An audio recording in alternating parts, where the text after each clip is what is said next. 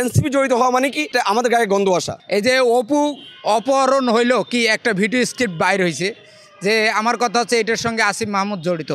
যদিও আসিফ মাহমুদ আমাদের সহযোদ্ধা বর্তমানে উপদেষ্টা, আমি অন্তত এটা বলতে চাই যে আপনারা মিডিয়ার সামনে এসে এটা ক্লিয়ার করেন যে আদৌ এটি ইশরাক জড়িত কিনা বা আদৌ আসিফ মাহমুদ এটাতে জড়িত কিনা। কারণ জনপ্রত্যাশিত একটা আশা আকাঙ্ক্ষা নিয়ে আপনাদের এই যে উপদেষ্টা পরিষদে বসাইছে, সবার জনমতের একটা আশা আকাঙ্ক্ষা, এটা যদি রাখতে না পারেন তাহলে জনগণ ফ্যাসিস্ট সরকারের মতো আপনারা যে কোনো দলেরই হোক না কেন সবাইকে ছুঁড়ে ফেলে দেবে।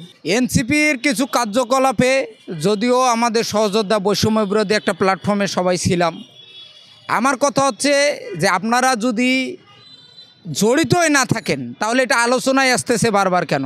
আবার যার নামে আলোচনা আসতেছে আপনারা এটা মিডিয়ার সামনে এসে সম্পূর্ণ পরিষ্কার করতেছে না। ঘোলাটে থাকার কারণে আজকে যারা রাজনীতিতে ছিল, জুলাই বিপ্লবী যারা আমরা ছিলাম, আমরা তো খালি হাতে ফিরে গেছি, ত্যাগ করে গেছি। তাহলে কি আমরা ভেবে নিব যে আপনারা এই ত্যাগের বিনিময়ে ভোগ করতেছেন? যদি নাই করেন তাহলে মিডিয়ার সামনে এসে আপনারা এটা পরিষ্কার করে দেন। আজকে আপনাদের দুই একজনের জন্যে সাধারণ যারা জুলাই বিপ্লবী ছিল সবাই এই কাঠগড়ায় দাঁড় করানো হচ্ছে।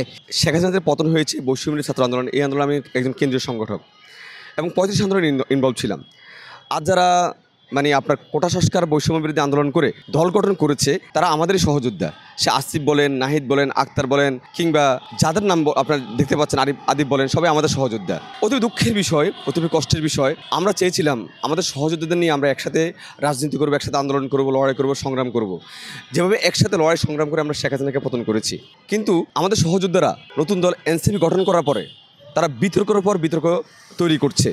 দেখুন, আমরা যখন দীর্ঘ বছর 6 বছর একসাথে আন্দোলন করেছি, কোটা সংস্কার বলেন, 35 বলেন, কিংবা বৈষম্য ছাত্র আন্দোলন বলেন, আমাদের কাছে আপনি কোনো ত্রুটি খুঁজে পাবেন না। নাকি চাঁদাবাজি, লুটতরাজ কিংবা কোনো ধরনের লিয়াজু কোনো খুঁজে পাবেন না। আমরা সবসময় স্বচ্ছ ছিলাম এবং আমরা একসাথে লড়াই সংগ্রাম করেছি। যখন শেখ হাসিনা পতন হয়েছে 5 আগস্টের পরে আমাদের এই সহযোদ্ধারা হঠাৎ করে আমাদের থেকে বিচ্ছিন্ন হয়ে গেল। বিচ্ছিন্ন হয়ে তারা একটি রাজনৈতিক দল গঠন করলো, জাতীয় নাগরিক পার্টি এনসিপি। করতে পারে, ভিন্নমত থাকতে পারে। আমার কথা হচ্ছে যে যারা দীর্ঘদিন থেকে লড়াই করছে, সংগ্রাম করছে বৈষম্য দূর করার জন্য, দুর্নীতি দূর করার জন্য, এই দেশ থেকে গুম, হত্যা, বিভিন্ন ধরনের অপকর্ম দূর করার জন্য, চাঁদাবাজি দূর করার জন্য, তারাই যদি এই চাঁদাবাজিতে জড়িত হয়ে যায়, তারা যদি এই চাঁদাবাজি করা শুরু করে, তারা যদি লুটতরাজ শুরু করে, তারা যদি বৈষম্য সৃষ্টি করে, তাহলে এটা আমাদের জন্য খুবই লজ্জাকর বিষয়, এই জাতির জন্য খুবই লজ্জাকর বিষয়। জামাত একসাথে হয়ে গেছে, বিএনপি একসাথে হয়ে গেছে, এনসিপি একসাথে হয়ে গেছে, তারা সে প্রতিবাদ করতে পারছে না, কাজ করতে পারছে না। সে এনসিপি জড়িত হওয়া মানে কি এটা আমাদের গায়ে গন্ধ আসা।